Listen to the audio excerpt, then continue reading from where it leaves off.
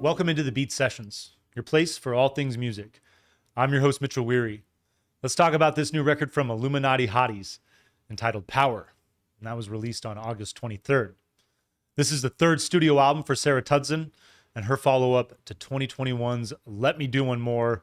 There might be many of you that would argue that this is actually studio album number 4. If you're familiar with Sarah, back in 2020, she released what is technically considered a mixtape.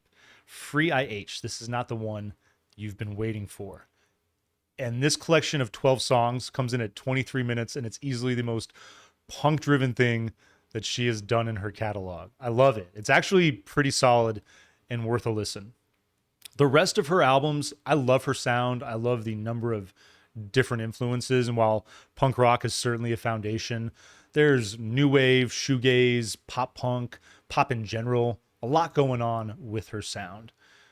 But what I love, and the reason that I bring up that mixtape about her character, is the punk rock ethos that really drives her and that makes her so exceptional. She's the type of person that is so committed to doing things on her own terms to preserve the integrity of her art. And I really admire that. You know, she's a phenomenal engineer.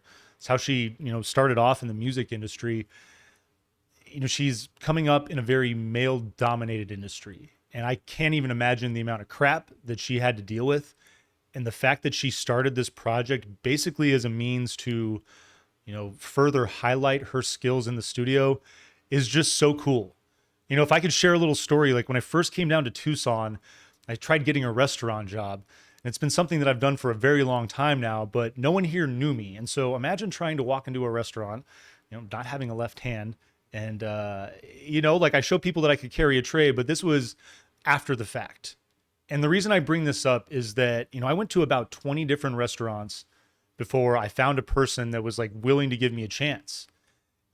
And the important thing about that situation is that I found a place and I found a person that hired me, that respected me for who I am, and just trusted that I could take care of myself and do what needed to be done. And I really think that that's what's driving Sarah's attitude. She doesn't give a damn about who's standing in her way or, what people are saying. This is a woman that she's making art on her own terms, and she's making really damn good art, and she's not answering to anybody for it. And I love that. I feel like that, given the grind that she's gone through in the last few years, she's finally finding herself in that place where people are recognizing that. And oftentimes it does require stomaching so much BS, and it's not fair and it sucks. But I think that at the end of the day, versus, whining about it or just making excuses, playing victim, oftentimes there are situations that are really bad where it's warranted to say something. But sometimes you need to just stay in your lane and just do what you're doing and forget about everybody in the peripheral. Forget about the haters, forget about what they're saying. Just do what you know in your heart you're capable of doing. And that's the type of woman that Sarah is. It's just so punk rock, and I love her about that. Her sound, getting into that. I love this big movement. It feels like within the last, definitely decade, but even more so in the last 5 years. Soccer Mommy, Snail Mail, it's just this prolific movement of very solid rock and roll female artists. And I go back even further. I think it's really, driven by 80s new wave and punk. Think of the Go-Go's, think of the Bangles, B-52s even a little bit. And even more punk rock outfits. I think more of, think of like the Dead Kennedys, think of the Descendants. Because the thing about punk music that I think a lot of people forget about is that it's always been very melodic. It might be loud, it might be fast. At times, the vocals might be harsh and brutal, and, certain subject matter comes up, right? But at the end of the day, for the most part, really good punk music is very catchy and driven by melody. I'd say that's what the Descendants do, is they basically write like 90-second hooks. But she is put together a wonderful sound that, combining that punk rock foundation, again, with new wave, with, lots of like poppy synth elements. There's shoegaze, just good alternative rock that's at work on this record. She's phenomenal. And being an engineer, that's what's so exceptional about her music, the nuances. You listen to the little things and the way they come through, the levels, whether it's her voice, whether it's just, some simple instrument that, it might only play a role for a few seconds in a track, but she's the type of artist that has such a profound awareness of that, and it's what makes her music truly exceptional. I love this woman. I'm really excited to talk about her, and I think that this band name is probably one of the best band names that's out there. Illuminati Hotties is a phenomenal band name. Kicks off with Can't Be Still. This is a great opening track. Opens with these drums that have kind of this hollow tone, alt rock riff, and vocal hit shortly behind it. Has this mid-tempo grungy feel as the song builds, and a bit of shoegaze to it. And the textures that build in this song are brilliant. Really nicely done to open. I Would Like Still Love You is your second track. Drums open, tempo is up, simple guitar, and a really catchy vocal on this one. Excellent pop drive. The bass works in around the instruments, and I really just love that element on this track. Chorus goes really punk, and the hook, Still Love You. Man, it's it's super catchy. One of the many things that she does very well. Great songwriter, love her perspective, but the hooks, they just stuck in your head for days. Throw, Life Raft is your third song. Slides into this like open driving percussion, prominent synth. It's very shoegazy. Really dig the chorus, the way that it just kind of like goes all out, and there's a good balance between both elements there. Rot is your fourth track. Probably one of my favorites for sure. Simple riff to open, the drums and the vocal hit for a minimal track. Felt Elliott Smith on this particular song. And I just love the way the simple bass fills out textures, continues to build in just a spellbinding fashion. And I love just like the drive behind the snare on this song as well. It really is an exceptional track. Falling in Love with Somebody Better.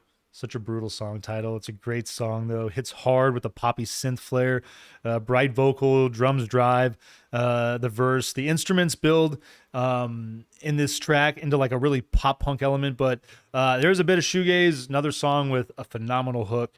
It's going to lead into the L. If you've been to Chicago, you know what that is. I'm stubborn enough to give it up or give them hell is one of the lines in this song. Man, that resonates with me. Talking about that punk rock ethos, I've felt that way a little bit in the last month. Just sometimes it's like sometimes you just hit that wall and you're like, all right, not everybody. Some of us are stubborn bastards. I'll admit it. It's definitely one of my faults. But I take a lot of pride in what I do, and I have that energy. It's that intensity. It's something that it's taken a lot of time to learn to control in life, but I think it is important to some degree, just bring an edge to life, bring an energy, like a vivacity that just, I don't want to just go through the motions every day. It's just not who I am. Thick bass, drums to open up the L, the vocal hits for a track that's equal parts grunge and pop rock. I like the balance of both of those elements. The breakdown is pretty interesting. It goes into this very gentle territory, and then it just hits back to close out. Sleeping In is your seventh track. This is a cute song. It's about her and her lover. I think she's been married for a year now, so her wife. But them just like, it's like, if you want to sleep in, I want to sleep in. It's a very cute song. The vocals behind it, big vocal ushers in a breezy acoustic driven track. Just very chill, very mellow, very catchy. Enjoyed it a lot. Didn't, featuring Cave Town. This is another great track. Honestly, big 90s alternative rock, but like pop punk guitar to open. The verses are minimal, drums are simple. The guitar and vocal comes in, and it goes to work about a minute in. And I just love the synth element that's worked there. Second verse is mellow too. It's got that like back and forth, and then builds into the finish there. You Are Not Who You Were. Another great song title. Great opening riff as well. This song defies genre. It's brilliant. I absolutely love what she's doing here. Her voice is phenomenal. It's great when it hits. The electro percussion is fun on this track. The textures fill out well, and it just rocks out. Once it hits it about 2 minutes, just goes to work. What's the Fuzz is your 10th track. Feedback to open, electric guitar, and vocal element. Drums are going to build in behind that. Really enjoyed that. It's got this edgy alternative rock feel. Rides this dissonance too. There's just this great I don't know, there's these musical elements that are a little jarring, but I love the way that they come together. Chorus, fuzzy and poppy, really kind of takes a fun turn there. YSL, Yizzle, I'm not sure how to pronounce this song. Driving percussion and bass though to open, vocals there as well, and it's peculiar. There's definitely some funny stuff going on with the lyrics on this track. It's but catchy, bright, fun and playful. Power, your title track, and penultimate track is gosh, I know I mentioned a couple of tracks already, but this is probably my favorite. Breakbeat, light guitars and synth to open. The vocal enters and the synths drop, and then builds to the hook on Power. I love the synths and the riff. The synth riff, I should say, is exceptional. The verses stay mellow to start, and then they just like fill out. Gorgeous coda that just suits a penultimate track. It really is a fine number, and then everything changes. Your final track. Pretty heavy title there as well. Another good one. Simple acoustic open, vocal hits. You get this like slightly echoey vocal. And for some reason, I felt Elliott Smith again on this track. Pretty strings. And it just fades into noise there towards the back end. Coda is just kind of just this. I'm not sure exactly what's going on with the noise there, but it's just kind of like sound that fades out for the last 30 seconds on this thing. Finishing up what is really like just another fine record from this woman. She keeps coming at us with all this good music, and it's great to have her around. And especially, like I think there's a lot of people that could take a page from her as far as her abilities as an engineer and some of those lighter, fun, just minimal nuances that are at work on this record, doing some really cool stuff here. I'm going to give this thing a 7.8 out of 10. Vinyl please it for sure, and I hope you enjoyed this record. Hope you find this review helpful as well. Please like this video and share it. Subscribe to the channel. Do all the things to help me blow this project up in 2024. And stay tuned throughout the week for more album reviews. And tune in on Monday mornings to Classic Wax. That's at 7 a.m. Pacific Standard Time, 10 a.m. Eastern Standard Time. We'll see you next time on the Beat Sessions.